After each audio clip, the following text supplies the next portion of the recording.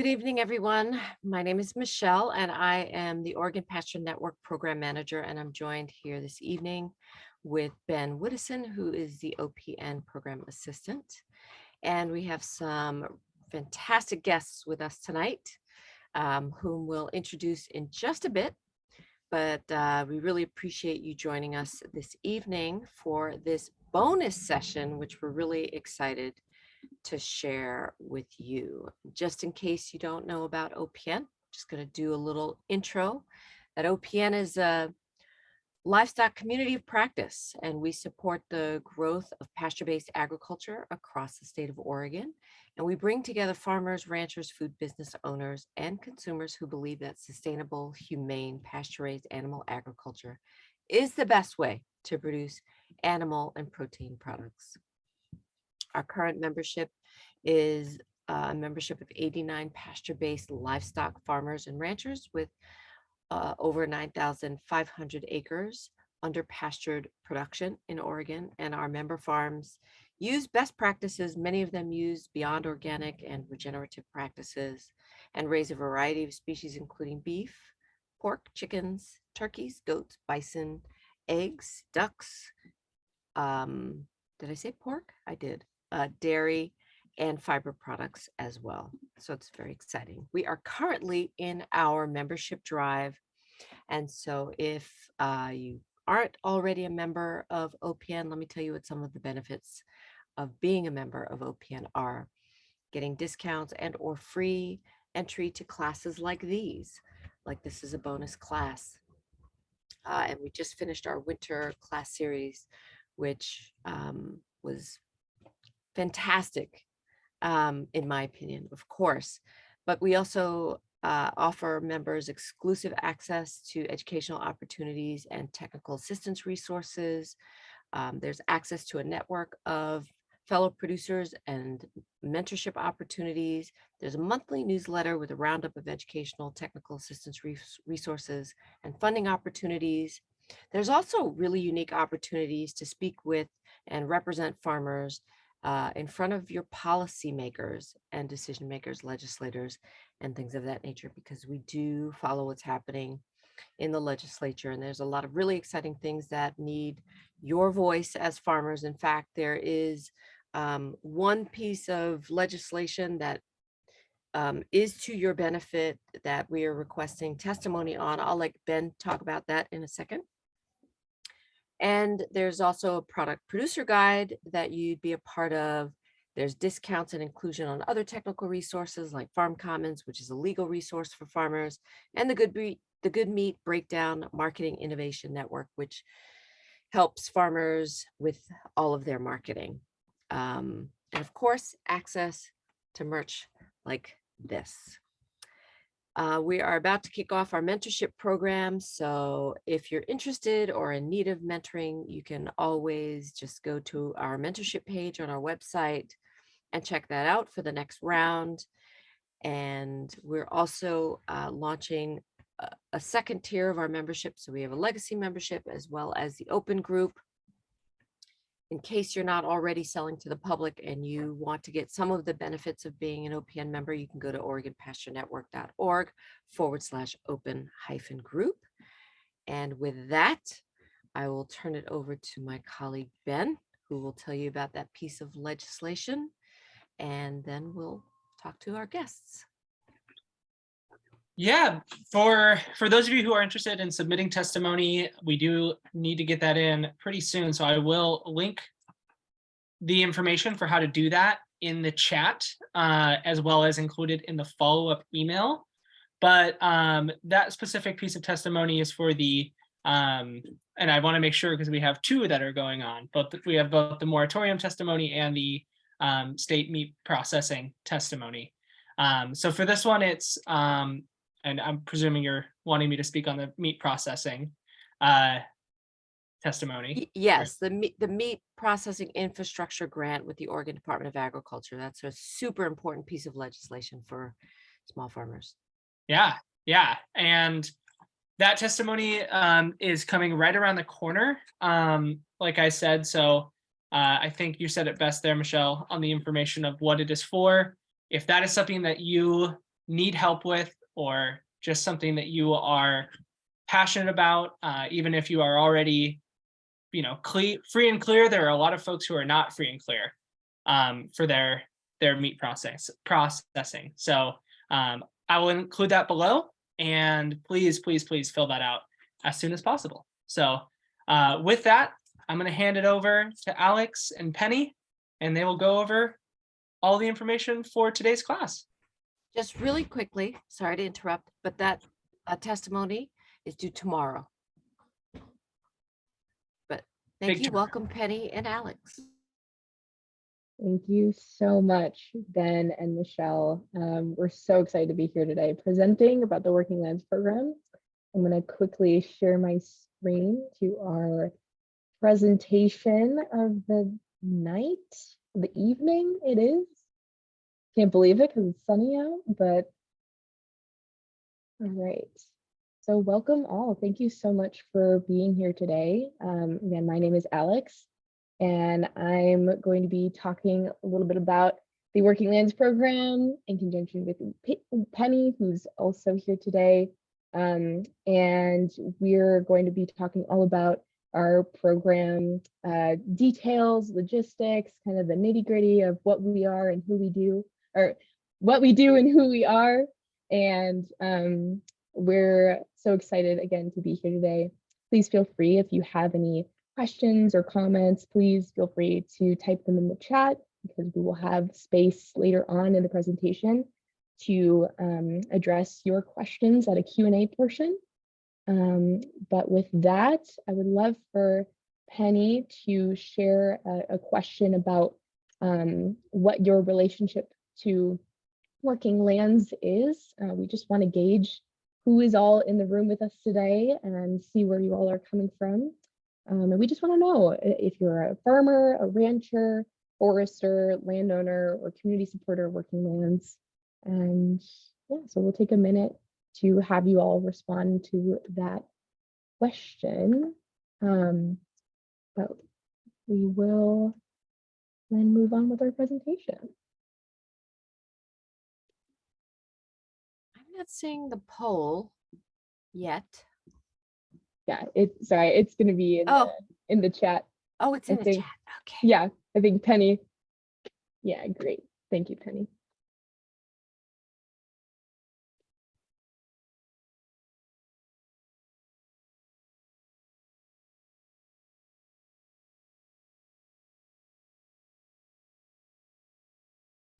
Great, we got some responses coming in. We got some farmer to farmer service provider. Oh, Christina is with Bob. Thank you so much for being here today. Great, thanks, Michelle. Thanks, Mariah and Kurt, representing some farmers. Love to see it.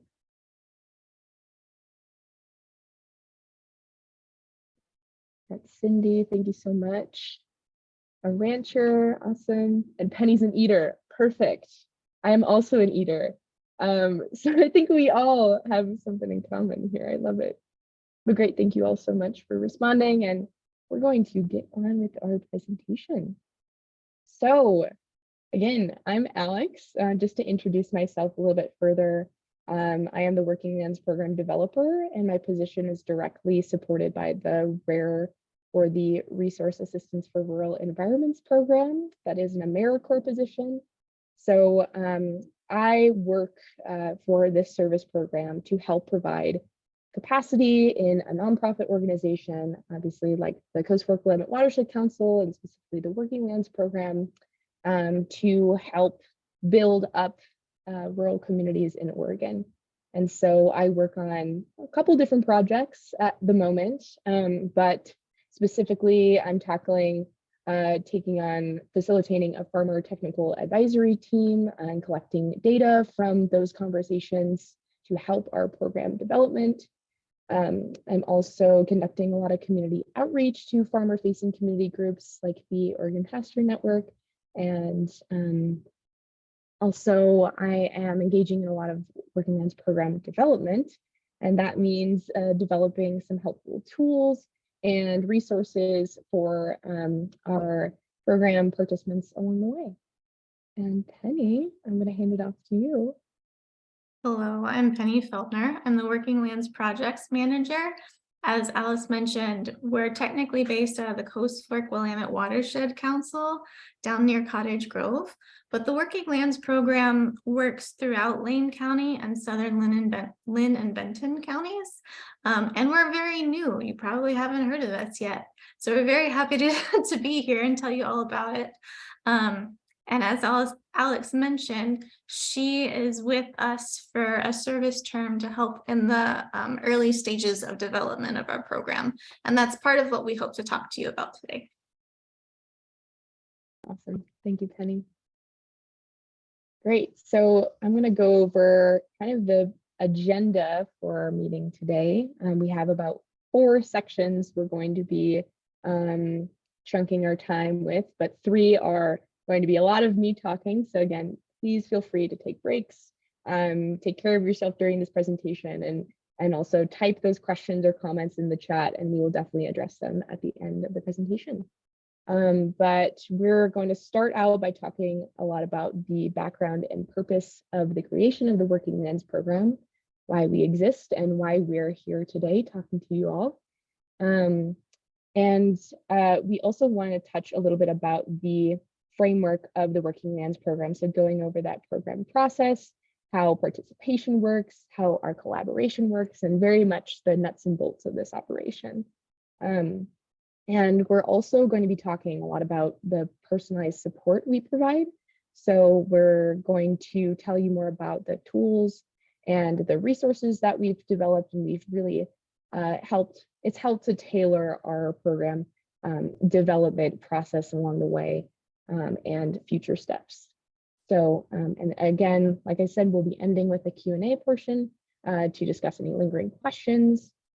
So we're going to have space at the time. So let's just dive right in. So I love this picture. Cows are probably one of my favorite animals, but the question at hand that you all are more than welcome to answer in the chat is, what is your biggest challenge that you face on your land? And if you are currently not managing land at the moment, what do you think working lands managers find as their biggest barrier? There's no wrong answers here, just your best impression, your best guess maybe, but we just want to hear from you all briefly before we move on.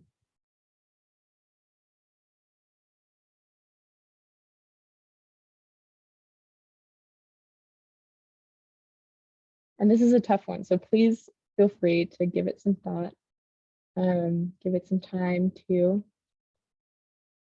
Marianne Kurt said, developing profitable, sustainable models in time. Yeah, absolutely. Time is always slipping away when you're a farmer and working on land, absolutely.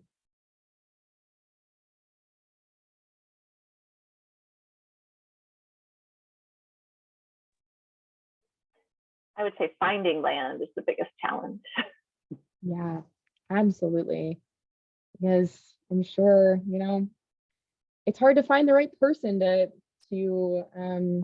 help you through that process, and absolutely. But check out the Oregon Farm Link program. They're really great, and they can help you with that maybe. So we'll talk a little bit more about Keeping it regenerative and productive, avoiding chemicals where possible. Yeah, absolutely. And yeah, Michelle, ongoing issues with climate change and resiliency. Absolutely. Those are all great answers. And hopefully we're going to touch on a couple of them today and just talk more about those answers fitting into the Working Lands program existence. All right, great. And if you have any more thoughts, again, during this presentation, any, further answers to this question, maybe you're thinking about it throughout it, please feel free to type it in the chat too. You're more than welcome. All right, so we have asked this question actually to our advisory team of farmers, ranchers, and foresters that we work directly with. And we asked questions of this advisory team to, like this one that we asked y'all, to help inform our program development and resources moving forward in this program development process that we're in. So we are going to talk about that background and purpose of why we exist, how it began, how the Working Lands program began, and what the need was that we were trying to fill in this farming community of people that we've been connected to. So I want to start us out in this background and purpose section to talk a little bit more about a few statistics and just kind of get you grounded in what we're going to talk about with the program assistance. So not only do I love graphs, but I love seeing the visual data and in real time. And this chart is really talking about how over 50% of farms in 2017 in Lane County had less than $2,500 in sale value. And that's a pretty stark margin of over half. And this statistic, we believe, is something that's a testament to the diversity and the number of small ranches and farmers and farms specifically in our region. And it also indicates that many farms don't have a lot of access to resources and time to devote to gaining those resources because they have a million things going on, of course. And they're trying to worry about their business, their on-site farm issues and daily events, and also trying to maybe think about land stewardship practices and trying to integrate those in real time. So our program, we really want to work with farmers and those million things that they're working on and their constraints that they're working with, which might include less capacity, time and energy to devote to conservation. But that's kind of a helpful statistic to kind of contextualize our program and who we're working with specifically. And in terms of this statistic, I wanted to include this in here to talk a little bit more about the 3 pillars of the land managers that we work with in Lane and parts of Lynn and Benton County. So obviously you can see here that 48% of land managers manage cropland, but there's also that mix of pasture and woodland managers as well. So we work with a diversity of land managers, and we also have seen this need in tailoring our program to those differences in land management styles and practices, because we recognize it's a very individualized situation, case by case. And I would just like to interject and say that we started with these pie charts because understanding the profile of the service population we're looking at, Lane County is very different than a lot of other places in the United States. The number of small operations, the diversity of operations here in the Southern Willamette Valley is some of the most diverse in the entire country. I grew up in Southwest Ohio. We did not have this kind of diversity. We did not have this number of small farms. And so understanding this helps us to better understand the population that we're serving and how our program needs to work in order to work with these kinds of people. Yeah, absolutely. Thanks, Penny, for that. And now we're kind of touching more on our program. So what is the big picture problem we're trying to address? How can we assist land managers in adapting to climate change through land stewardships, well knowing of this diversity that we are working, diversity in land managers that we're working with specifically. So if we could launch our quick Zoom poll, we're going to ask you all an important question of what is the biggest barrier you believe to practicing on-farm conservation.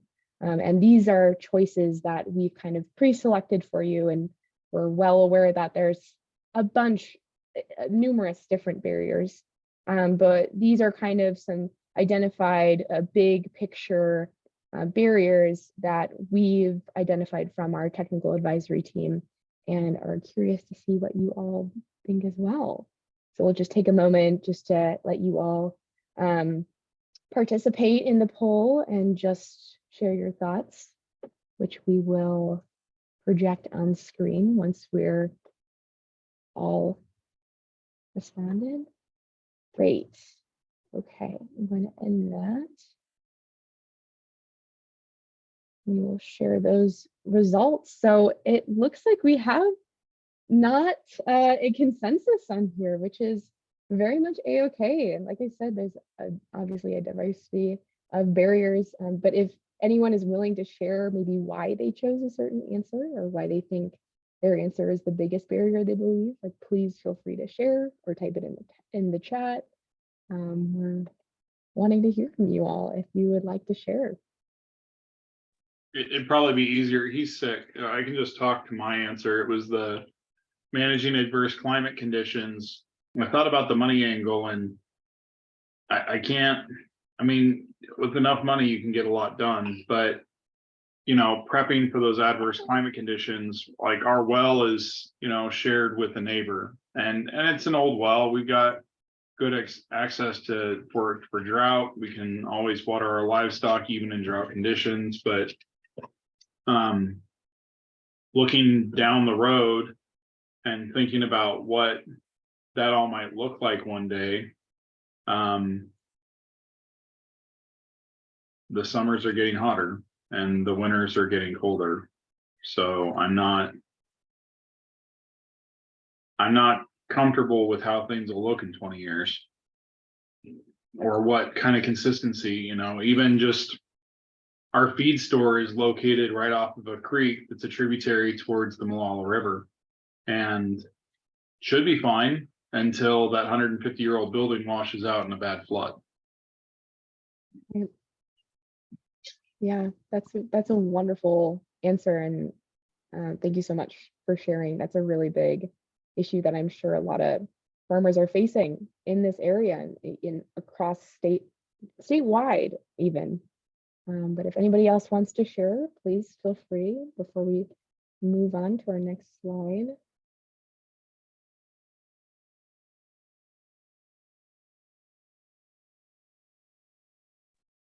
This is Cindy at Chinchimney Ranch, and I marked finding an available expert. Can you hear me? Yes, yeah, we can. Okay, great. I'm up in the greenhouse, so I wasn't sure how well it would work, but just having people who have the equipment to help us to harvest the hay, that do the smaller bales, which work better for us. We're two older women ranching, and there's very few people out there who provide that kind of service. And so it's been a process of trying to find the local resources without us investing in all the equipment to be able to harvest our own hay and be able to feed that to the cows in the lean season. So that's been one of our issues. Yeah, thank you so much for sharing. Yeah, absolutely. Access to tools and finding that help from an expert or a resource is absolutely crucial. And I'm sure that is a big barrier again for a lot of ranchers in the area and across state lines as well. So these are big issues for sure that we're trying to address. Can I just add something too? Yeah. There's two things. One, I know one barrier for me personally is I don't own the land that I'm on. Right. So that's a barrier because I think that obviously requires consensus. It requires communication. You know, there's I guess limited long-term benefits for me as the person who doesn't own the land, right? And the second thing is, so I'm surrounded by a small creek, and like Kurt described with the ice storms and the heat dome, and we experienced kind of all of those things and lost livestock and all of that. And I think one of the barriers that I personally faced was knowing where to start with all of that. What do you do first? When you've got water kind of surrounding, because there's riparian zones, but is that a priority, or is silvopasture a priority? Is something else a priority? Clearing brush, I spent last spring doing that just to minimize the threat of fire. So I think those are the two things that I would say are barriers for me. Absolutely. Thanks so much for sharing, Michelle. It's very difficult to know where to begin when there's a lot of different things at hand that you're, again, going back to those million things that you're trying to manage as you wear a lot of different hats as a land manager. It's difficult for sure. And so we've got no one single biggest problem and definitely no one simple solution to it all. Well, Starting place. yeah. Anyone else want to share before we move on?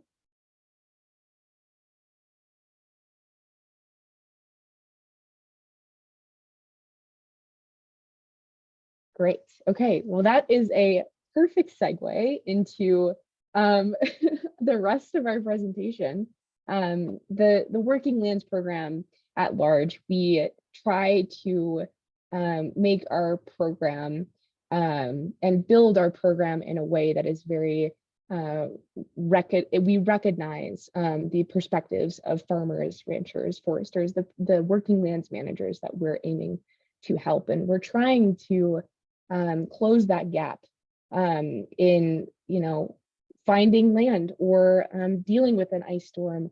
We're trying to connect you to those resources that help you reduce that margin of unknown that is your current operation. So in terms of where did we start, I'm going to hand it off to Penny to contextualize our program a little bit more and its beginnings. So Penny, go right ahead. Yeah, so we've got lots of problems. We've got no one solution. And from our perspective, we're coming from conservation organizations.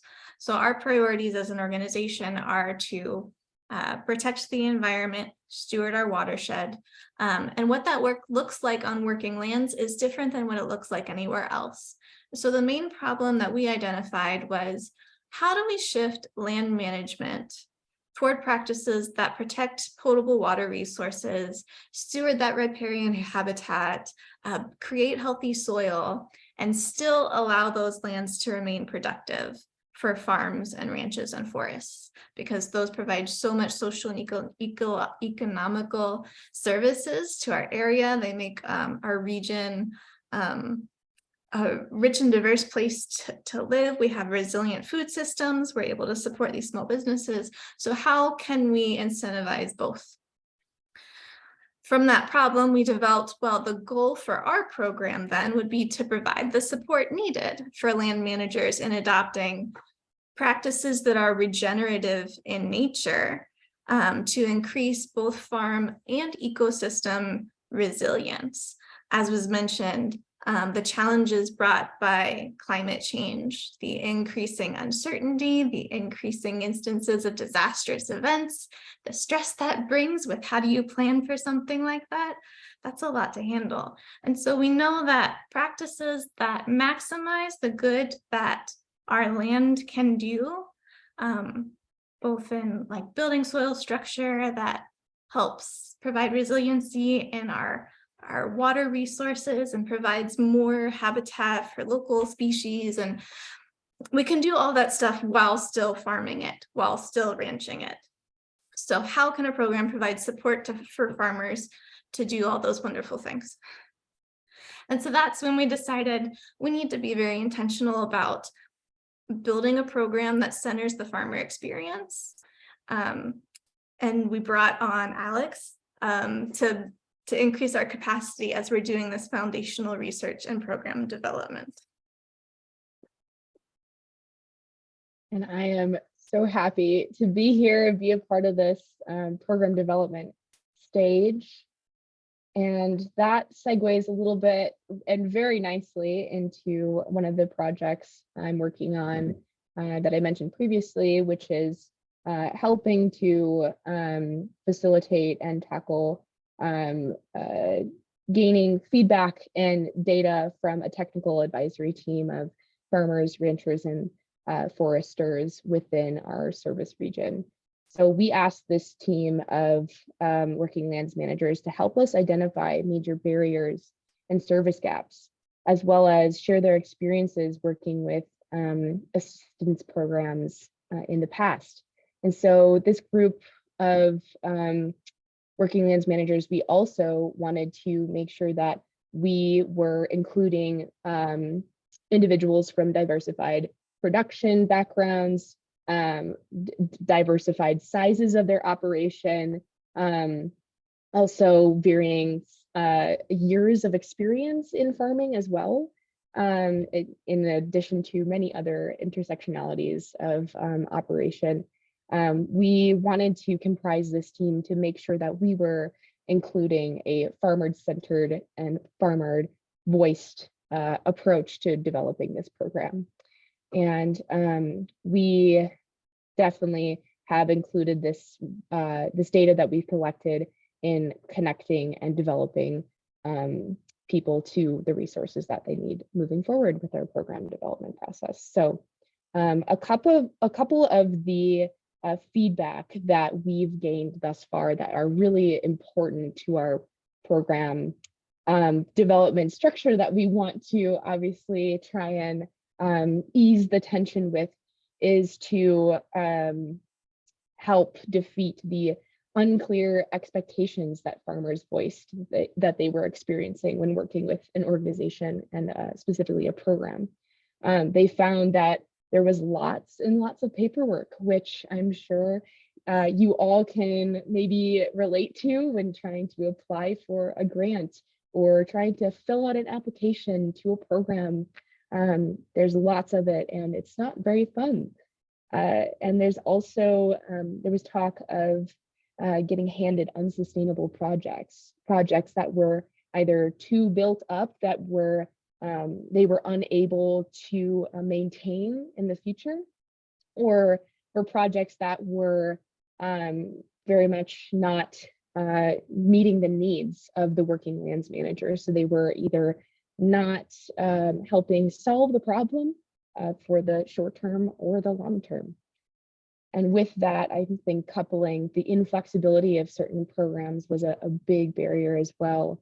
Trying to make projects not only sustainable, but also meet the needs in a way that the working lands manager can then make adjustments over time or shift gears or pivot within whatever project they're tackling, which is very, very important. And also there was a lack of support that was voiced for helping to provide resources for increasing environmental pressures. So that big topic that we talked about, trying to mitigate climatic effects and changing environments and weather patterns and all the craziness of what the future may hold. We're hoping that we can help try and tackle some of those identified issues. So with this feedback, we learned very quickly what not to do and also where gaps existed. We didn't want to be just another program of the many programs that are out there trying to assist farmers in different ways. To be just another one is to add to the problem of there being too many people out there. And so with this direction, we wanted to be intentional about how we could craft a program design that helps to fill these gaps and avoid some of these pitfalls. Yeah, absolutely. And our meetings are still going on. So again, we're still in this continual learning process, and we're so happy to have the time of these busy farmers, ranchers, foresters. So we're very happy to be working with them. And now talking a little bit more about our program development process. Again, starting out with collecting this data from this technical team and utilizing, the data we've collected also from surveys and focus groups. We've really been trying to make sure we do majority of our work and informing ourselves on what's the best route for building this program out in the future. And we've also done a lot of collaboration with partners and organizations that work in conservation. So we're continuing to collaborate and build that trust and relationships with our community organizations that we know and work with. And again, similarly, we're trying to also build trust within our community of working lands managers that we get connected to make sure that we're meeting the needs of our service region and also of our local food organizations and supporting their work as well. And this is a great kind of little summary graphic of where we are in position to the partner organizations that we can get you hopefully connected to through our program. But again, I think that this mainly just outlines that there are lots of organizations out there and there's a lot of different people to talk to, but we're well positioned, hopefully right at the middle of that web of resources to help you get connected to who you need to talk to address the specific resources that you need. And also, it's worth mentioning where exactly we work, because that also informs who we work with. So our organization, or the Working Lands Program specifically, operates within Lane and parts of Lynn and Benton counties. We also work in conjunction with the Coast Fork, Wong Tom, Mackenzie, Middle Fork, Watershed Councils, and also the Mackenzie River Trust, which are all organizations on this map that you can hopefully see outlined in our service region in that black border on the right map. And these organizations are within the Upper Willamette Stewardship Network.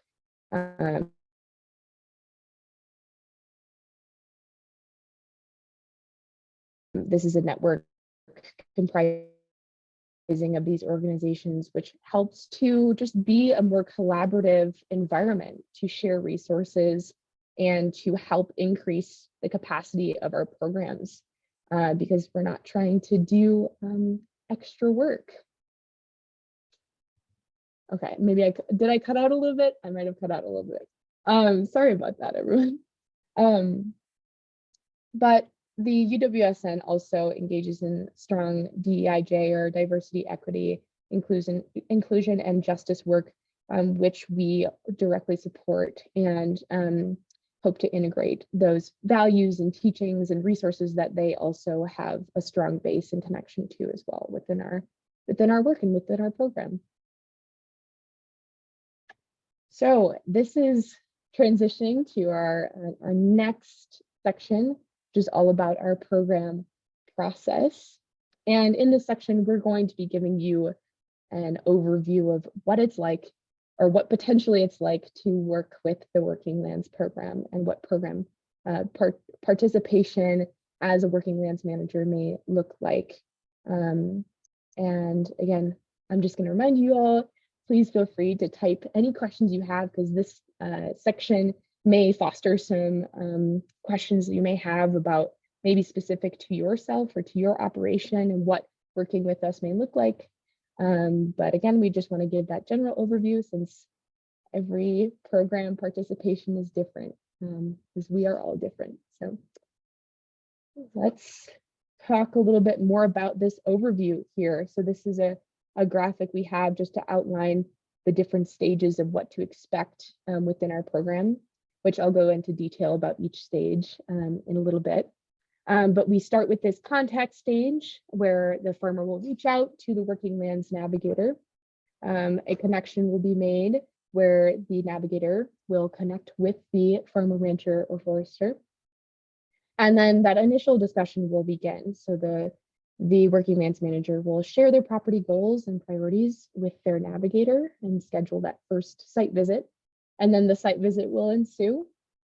And then a development of an action plan will occur, outlining next steps and projects that that Working Lands Manager will get help tackling, and also a follow-up stage where that can look very different for, of course, anyone working with us. But generally, it's to let you know that we're with you throughout this entire process for however long you want to keep us.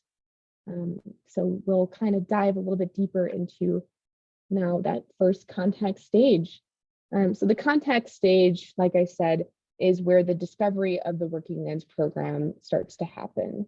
So a Working Lands manager will express their interest in trying new practices, maybe addressing natural resource concerns and or transitioning to more regenerative land management practices, which is our ultimate goal of this program. And we also then have a initial interest form that interested parties can fill out, where then the Working Lands program navigator will tackle on a case-by-case basis, and they will then be assigned to a specific case. And then once this navigator, who is assigned to this particular participant or case at the moment, will get connected to the interested participant, where they will schedule that one-on-one discussion. So this person will then work alongside, or the navigator will work alongside the farmer throughout the entire process, identifying their concerns, any interesting projects they want to tackle, and potential pathways forward. And then participants will also be made aware of the program logistics, their commitments, and their expectations. We'll make sure to get your consent from each and every individual participant that you want to move forward with this process, because again, we want to make sure that this program is right for you and tailored to whatever resources you need. And also the level of participation and engagement with this program is varied. You can be as in depth in the trenches of how many resources you want to be connected to, who you want to talk to, how many projects you want to begin or dream up. But also it can be a very laid back version of getting connected with us, in that you can get connected to one resource, for example, and that's all you need, and you might want to work with us later. So again, very case-by-case basis. And then we will move on to our site visit stage, which will be scheduled for the navigator to further assess the on-site details. And then again, here is our site visit stage. This is where the navigator will coordinate with you directly to schedule a good time that works for you, for them to come onto your property and discuss things like your long-term and short-term visions, your goals, your challenges, your concerns, opportunities, and potential threats to those opportunities or your land specifically. And will also allow this stage to be the stage at which landowners can establish their priority goals and what they really want to tackle first, potentially. And then we move on to our site inventory stage. So Penny, if you want to talk a little bit more about this stage, that would be great. Yeah, so Alex is describing the way that this works is kind of like assigning you a farm health coach. What that means for you is going to be different depending on who you are and what your farm is like. But we know that that support needs to be tailored to the individual. And so you reach out and we assign you to a person, just one person. You only have to remember one person's name, one person's phone number, and that'll be your go-to person for identifying what are my options, what resources are out there to help me address my priority concerns, help me reach my goals. But before we can start any of that, you have to sort of inventory what you have. So this stage is a lot like getting your physical done at the doctor's office. Yeah, you came in for a sore throat. We're also gonna listen to your heartbeat while you're here. We're also gonna take your temperature. Like, we're gonna inventory everything that you've got on your site, maybe help you to better see how things might be connected, understand what assets you have, what threats you might have. So we're identifying technical assistance here, revisiting your goals and priorities in light of everything that you have on your property. And we use a tool that we're developing called the Natural Resource Planning Guide, which can sort of walk you through each of the pieces of an inventory. So looking at what are your soils like? What are your water resources like? What weed problems do you have? Sort of taking inventory of everything here so that we can make good decisions going forward. Yeah, thanks, Penny, for that.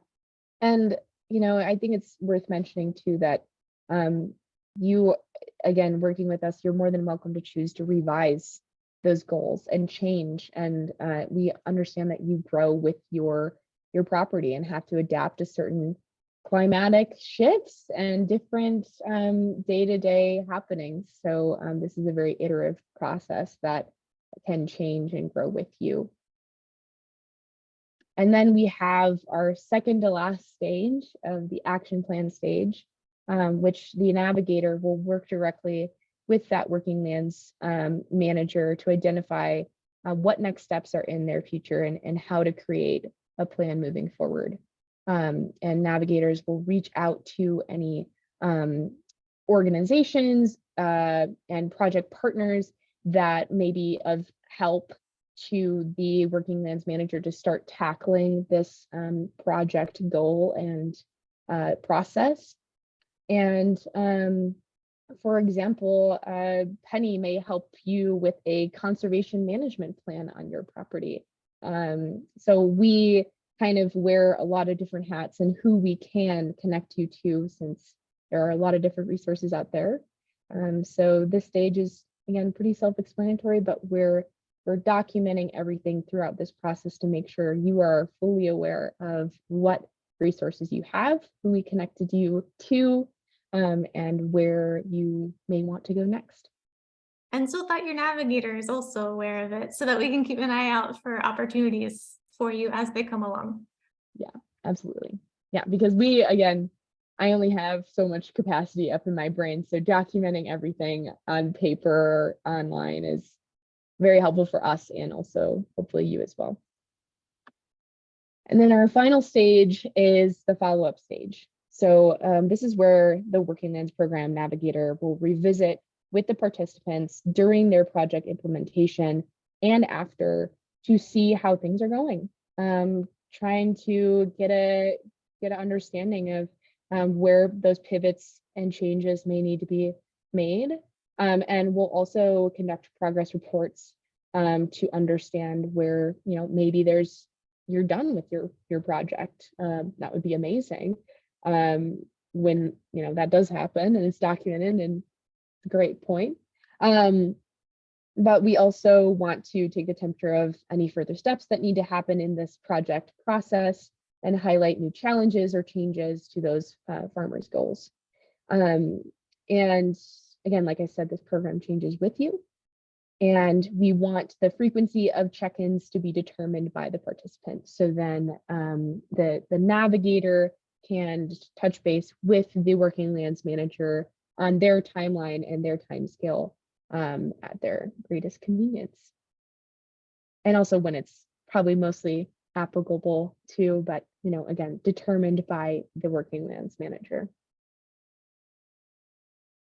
And now we move on to our third section, talking more about the personalized support that the Working Lands Program provides.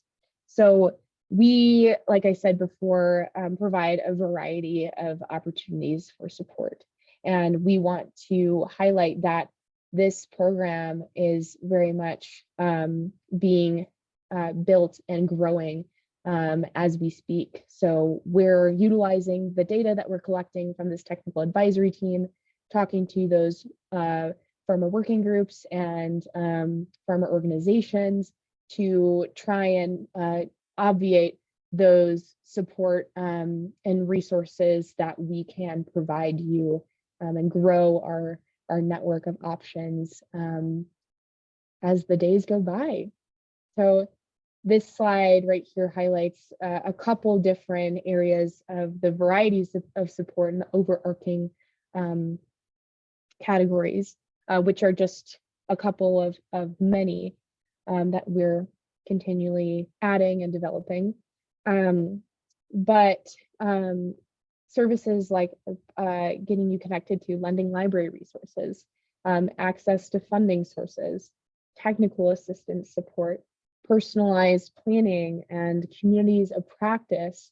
We're trying to provide these tools as like wraparound services that can provide that variety and complete types of support that hopefully address the types of problems and areas of support that you really need help with. So yeah, again, it's a stage that we're in to try and obviate ourselves of what resources are out there, and also continually hearing from farmers to make sure we're touching all the bases of what we need to provide to people we're working with. So obviously, like Michelle mentioned, it's hard to know where to start sometimes. It's hard to know who to call, what to do next. And there's a diversity of organizations out there. Obviously, you can see there's Oregon Pasture Network, there's the Eugene Water and Electric Board. There's a multitude of avenues you can go for different kinds of problems. But we want to make sure that the Working Lands program is providing those informed referrals and introductions. So a lovely warm handoff to the best resource for you. So that's a major key to our program specifically. And in terms of next steps, right now we are continuing the conversation in that we're getting feedback from our program partners and advisory groups that we're working with to make sure our steps forward in our program development process is as informed and as integrated as possible with a diverse amount of what's the word I'm looking for? Input and perspectives. And then also we're continuing to develop our program process through those conversations, especially by trying to develop specifically the tools that we're using, for example, to make our program as helpful as possible. And we're also increasing our capacity in the future. So we're hopefully hiring more navigators to help more land managers and also help make this program replicable in other regions, because we want to make sure that this program is something that other areas and regions can also benefit from as well. So we can help land managers outside of our service region, hopefully one day through supporting the creation of other programs. And I'm going to, before that starts, this is John Deck. He's with Deck Family Farms.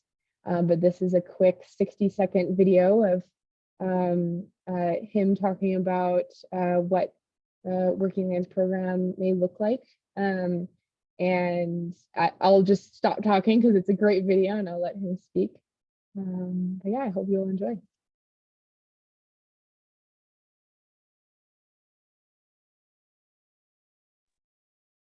Alex, I don't think we have the audio.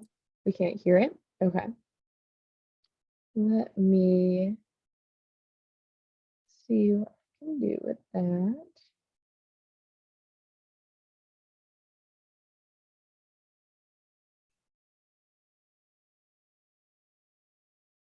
What?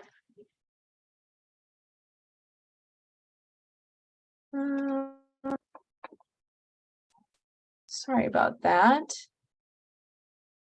Can you all still hear me okay? Okay.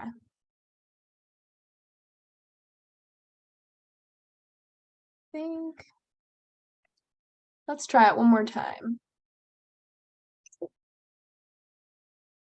Nope, that's playing through my computer, so sorry about this.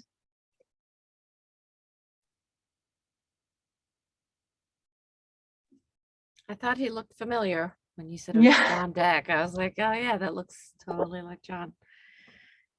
That's exciting. Yeah, absolutely. I hope we can play. Penny, do you know if you can play it from your computer by chance? Or no, because I'm doing the presentation. Okay.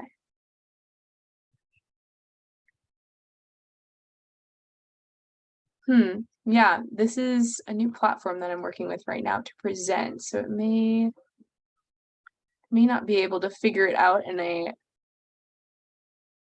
Oh, did that work by chance? No, that didn't. Okay. Well, the good thing is that we have a video on our website, which there's a link on the next page. So I'm so sorry that it's not playing through very well through this, but you all are more than welcome to go check it out on our website and through YouTube, which is via this link. The first link is our website, and then the second link is directly to our video, which is a little bit longer than the one I was going to show, but it's a little bit more comprehensive and equally as fun to watch. So sorry about that. But we are at the Q&A portion of our information session. So thank you all for sticking with it till the end. But we can open it up now to any questions that were posted in chat or any burning questions you may have from this presentation. And I'm just going to open the floor to you all. If you have any questions for us, Penny or I. Thank you for putting that in the chat. The video link is there, so if anyone wants to check it out.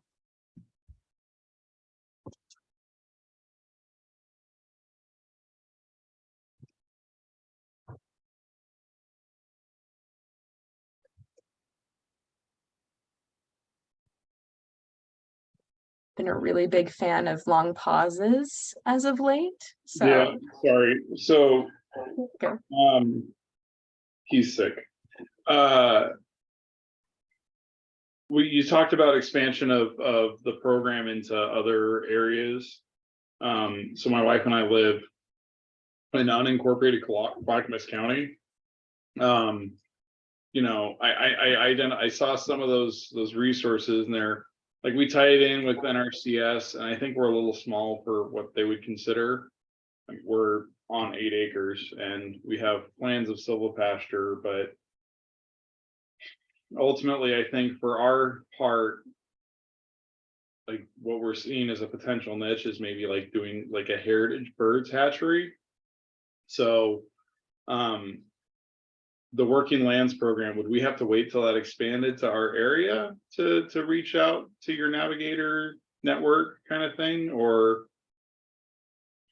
Yeah, so what Alex was alluding to is we're putting a lot of time and effort in developing a program structure that's real strong and responsive and customizable so that it can easily be replicated elsewhere around the state by organizations that have the capacity to do so.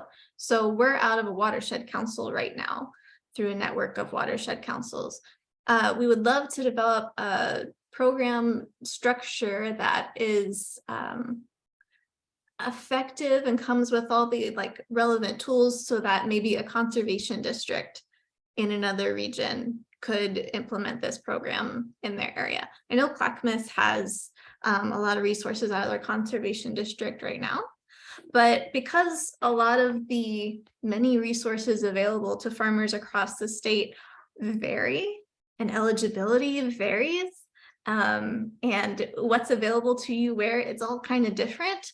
That's where we saw the Working Lands filling a niche, is you have this program that can sort of serve as a connector, work with you to create a personalized plan, get you clear on your goals, and connect you to the most relevant resources for which you are eligible wherever you are. So unfortunately, yes, you would have to you'd have to wait until Working Lands came to your region. Hopefully we develop a program structure that could be used by other organizations to be able to offer similar services elsewhere. And I didn't see it in the presentation. Is Working Lands, is it kind of working off of, is it tied in with like conservation innovation grant funds? Is that sort of a route? Because I just like I've looked into the CIGs through USDA a little bit, and I think that I'm a couple hundred acres or an extremely good idea shy of being eligible for like federal level type stuff. It's pretty complicated. I don't know if anybody knows that, but you know, what is that? Because you talk some of the things you're saying about feeding back into like repeatable and like models, building a good model to be put back in. So is that tied into sort of the origins of that? No, we don't have a conservation innovation grant. We, by virtue of operating out of the stewardship network that Alex talked about, we're able to share resources with the regional watershed councils and sort of provide that support and not compete for grant funds together. So, I mean, that's how we were able to start a regional program like this.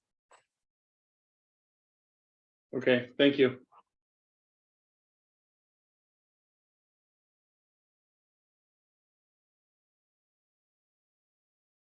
How does a ranch sign up? What region does the program serve? And do you have to live in Benton County? Is there a cost? A lot of questions. Okay. So to sign up right now, you do have to be within our service area, which is the central part of Lane County, bit of southern Lynn and southern Benton counties. But if you're interested and you're not sure, you can submit an interest form on our website at upperwillamette.org/workinglands. It's real simple. You put your name and contact, and these are things I'm interested in, and someone will follow up with you and figure out if you're in our service area. If you're not, who you should probably reach out to instead. And if you are, they'll connect you to a navigator and you can start a conversation. So because we're coming from watershed councils, we aren't working off of political boundaries.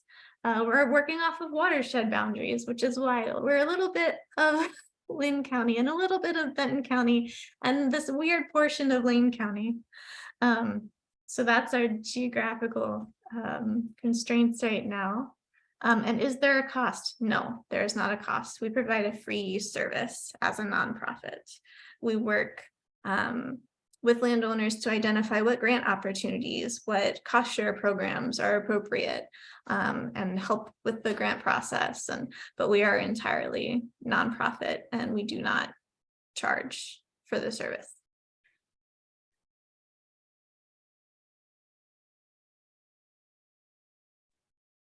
I'd like to ask a question. I'm wondering since this is such a localized program right now, and what I'm hearing is that there's potential for it to expand to other regions across the state. What is the benchmark for success that would be used to expand the program? For example, like if you help one farm, right, just because, you know, maybe there's only one farm within your region that actually hears about this program and actually goes and talks to someone and actually maybe gets some resources to accomplish a goal on their land. What's the benchmark for success for the potential of it growing into other regions to help other farmers in So I different should parts of the state? clarify that expansion really wouldn't mean that we expand under one leadership. Expansion for us means we create a model that's successful and other organizations can replicate. So that would be, is it working? Is it effective? Do you want to try it out where you live and see if it works there too? That's kind of what we mean. As far as defining success, I mean, there are lots of ways we measure that. It's how many farmers are participating, how much acreage do they represent, what kinds of diversified operations are they using, what projects have they implemented, is their soil getting better, are their water resources getting better, are they increasing biodiversity on their land? Like so many diverse metrics. That's why solving these super simple problems like climate change is so easy. And maybe can you also just, and maybe you said this and I might have missed it, but just the difference between like the soil and water conservation district offices that are across the state. It's actually a lot of our advisory committee have seats on soil and water conservation districts. So what would be the major distinction between this program and say farmers already linking up to SWCD offices? Yeah, so I would first say that your local SWCD office is a great place to start. They have great municipal resources for you. They offer excellent technical assistance. And depending on where you are, they may offer some of these resources that we are also hoping to offer. So lending libraries for equipment or conservation planning services. So your SWCD is always a great place to go. So watershed councils occupy this really great space of being a non-governmental, non-regulatory, nonprofit organization. So that gives us some freedom to access certain resources that a municipal organization isn't able to. I think more importantly for our region, our conservation district didn't have a tax base until 2 years ago. So they didn't have the capacity to run a program like this. And so it was wonderful that our network of watershed councils was able to step up and develop this program to be able to do these kinds of activities in our region when the conservation district maybe wasn't up to speed and able to do it. Which is why when I say I hope we can create a model that is able to be replicated elsewhere, it could be replicated by a conservation district. It could be replicated by whomever else has the capacity in those areas to do it. That is the quintessential challenge, right? Capacity. Right. Mhm. Fortunately, we have state resources that are going to be coming available that can help to fund work like this. The Oregon Watershed Enhancement Board is making grant opportunities available to nonprofits, so conservation districts and watershed councils, to apply for grants to do this kind of work, like this would count. So there are going to be more opportunities to help organizations do this kind of work. But it would always be going, excuse me, through an organization and then kind of trickling down to the landowner or the farmer or rancher, right? Not always, It's not not always. direct. Uh-huh. It can. So Mhm. one of the barriers identified by our technical group of farmers is they know about programs through NRCS, EQIP and CSP, and some of them have participated in them, some of them haven't. Some of them who have participated in them had bad experiences.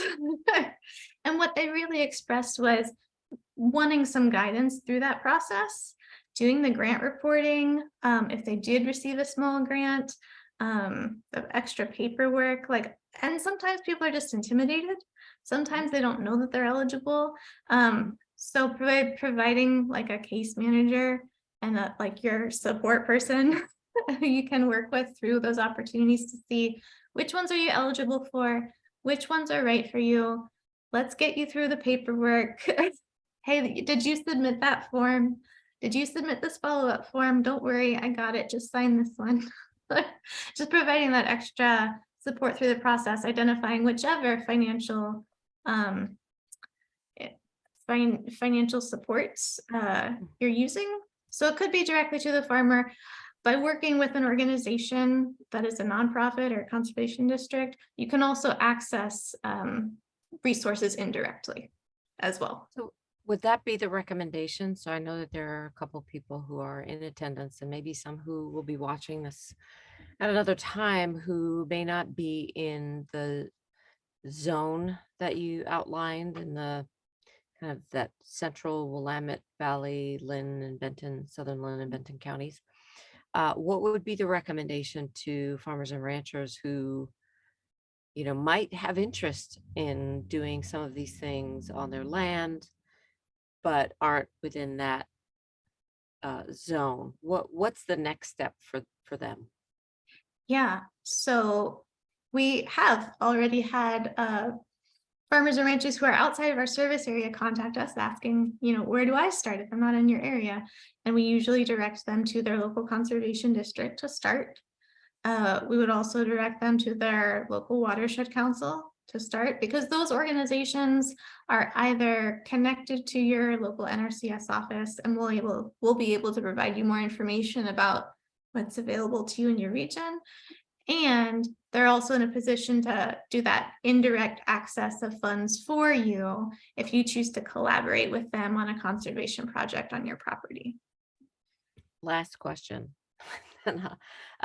Would you recommend that they kind of go into this process with at least some idea of a plan? Or is that something that they would come up with while consulting with somebody at one of these organizations? Like, should they have an idea about what they want to do, or have a plan maybe already and fleshed out, or what would be the recommendation there? So we've already had both happen. There have been people come to us saying, I have these 3 things I'm really concerned about, or I have this project I'm really interested in. Can you help me? And we start the conversation. There have also been people saying, I have this farm and I want to be doing the best that I can as a land steward. Can you help me out? Both of those are perfectly acceptable, because we're always starting at that first stage of, okay, what are your short-term goals? What are your long-term goals? What's your vision for your property? Where do you want to be on here 20 years from now? Like, let's think holistically. And then we'll inventory your resources and like, what are you doing now? What's working? What excellent assets do you have? What potential threats do you have? Do you have enough water? Are you gonna still have enough water? Like, doing that inventory and then deciding based on your goals, based on your assets, what's the next step, identifying a project and creating that action plan. So whether you're coming with ideas or whether you're just coming to learn more and learn how you can do better, there's no wrong way to start. That's great. Thank you. It's just start, right? Yeah, just start. So I looked it up. The whole concept of a watershed council is pretty new to me. So an overview map of the corridor. Well, that's just the Malala River Recreation Corridor. I mean, like, how do you find out what watershed council, like, because I see Malala River Watch, the watershed council, I've never heard of these. Like I know that's pretty basic stuff, but what is a watershed council? Where do I start? That's, I mean, like, from my background as a scientist, I'm like, oh, I would go and look up a map of watersheds of Oregon and then see where my address is. I don't know if that's the way everybody else would go about it. Well, I've looked at the soil map. Where is it? Does it tie into that, or is this like? No, it is separate. Watersheds have more to do with the topography and how water flows on land, and so like what direction does it flow when it falls onto land, and that's our watershed boundaries.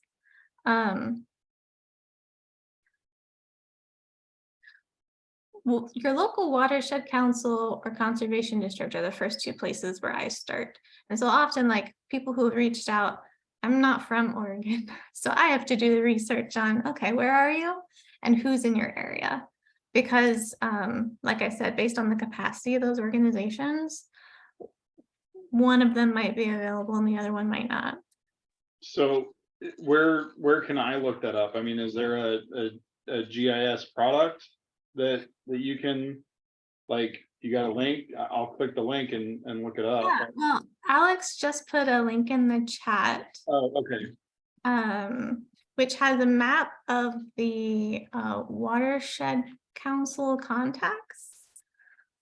Oh, sorry, that was the wrong link. Thank you for catching that. What I was meaning to put on there was a boundary map of the, yeah, this is a better one. Well, maybe it's not. Hold on a minute. The Oregon.gov website has a map of the watershed council boundaries, where you can look up your, where you are in conjunction with, your local watershed council. Yeah, that's a strange. Technology is not great today. Yeah, that'll work for me. I spent a lot of time. There's a I don't know if anybody's heard of it. It's called Farm OS. I'm trying to get into it, and it just basically you live in satellite maps of your farm. So I've been on, like, I've seen the soil map stuff. So I can navigate this one. Were you able to access the map via the link by chance? Or okay, great. Good to know.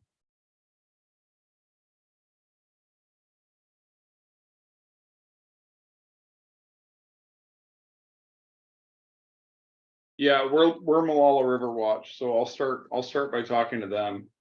And I think that might be a quicker route. I mean, I got a good contact with the Clackamas County NRCS, but not like a great, like, everyday contact. I just mean that I actually talked to a person. She came out, she looked at the farm. But to go down that path, I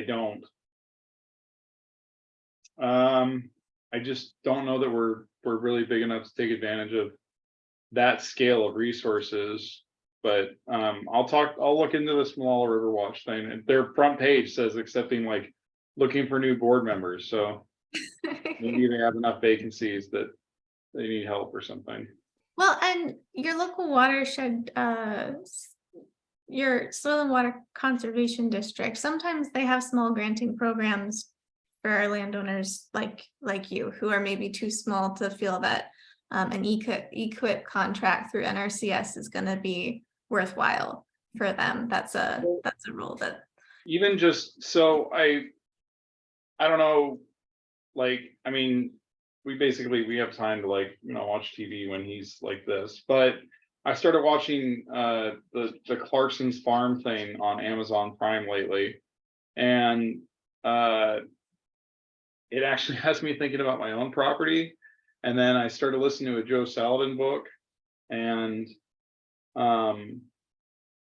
watching the way that, like, the water runs through our pasture and pools in certain areas. I'm like, well, why don't we have, like, some sort of wetland project, or in those areas focus heavily on silvopasture and focusing on improving the in other areas. I don't know. So I think I'm gonna start with the River Watch people and go from there. Thank you. yeah, Hey, for sure. Kurt. In Clackamas, the conservation district offers, I think they offer conservation planning Yeah. services. I was is- just going to mention that, Penny and Kurt. If you, one of our former advisory committee members for the Oregon Pasture Network, she's in that office there in Clackamas County in the Beaver Creek office. Her name is Gus Lishka, and I would highly recommend that you reach out Yeah. to Gus if you haven't Yeah, already. Gus actually did our farm audit for OPN. So Oh, great. yeah, That's right. so we've Yeah. already we talked to Gus a little bit. I gotta get Awesome. the soil samples done this year, but Yeah. Well, since she did that site visit, she's at that position now. So she's there okay, at SWDC in the Beaver Creek office. So you should certainly reach out to her if you have any questions for the local office. yeah, definitely will. Thank you. Yeah, we're blessed to have, in addition to having such rich diversity in numbers of small farms in this region, we are also blessed to have lots of organizations that are working to support these farmers. And while that's great, it can also be really overwhelming. And so that's part of our goal, is just making navigating that service landscape a little bit more manageable, so that you have to think less about that component.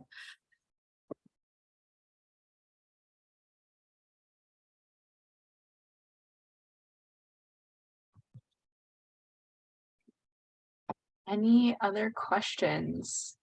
We hope to have answers for you.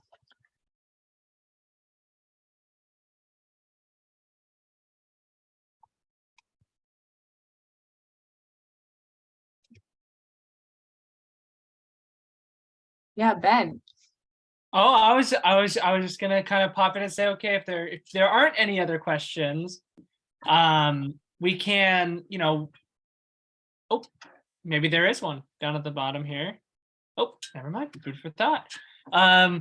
Comments, questions, concerns. Now, so as always, as you all know, you will receive both Penny and Alex's email in the follow-up email. So if you do have any questions that come up after, please, I feel free to reach out to them and check out the website. That'll be in there as well. So you can kind of scroll through and see if there's any other questions you have.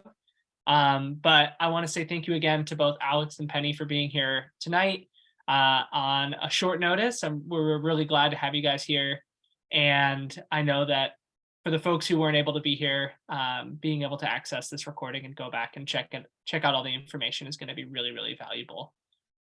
So with that, I just want to thank everybody again for being here tonight. And one last reminder to submit testimony at that link in the chat for the meat processing inspection grants. And otherwise, we will see everybody when we see you, last class. So thank you all for being here, and we'll see you around. Thank you so much for having us. For being Yeah, here. thanks so much, everyone. Thank you.